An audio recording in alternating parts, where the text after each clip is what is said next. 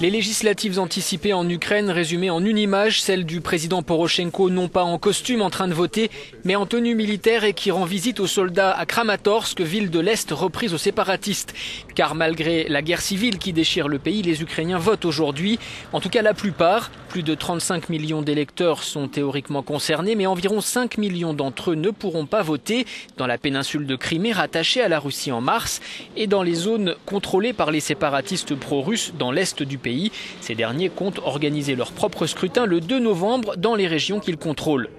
Ceux qui peuvent voter, eux, comme ici à Kiev, la capitale du pays, ont des attentes élevées. Je pense que si un nouveau parti devient majoritaire, dit cet homme, cela apportera beaucoup de changements. On voit bien qu'il est impossible de travailler avec le Parlement actuel. Tout ce qui se passe dans notre pays, ce n'est pas bon, dit cet autre. Il faut tout changer et peut-être que parmi tous les candidats, il y a quelqu'un qui pourra aider.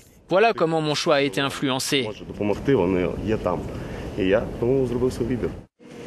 Avec le scrutin d'aujourd'hui, le président ukrainien espère que les partis pro-occidentaux obtiendront une forte majorité, condition indispensable selon lui pour aider à ramener la paix dans l'est du pays. Mais les nouveaux députés seront également chargés de conduire de profondes réformes pour aider à sortir l'Ukraine d'une grave crise économique.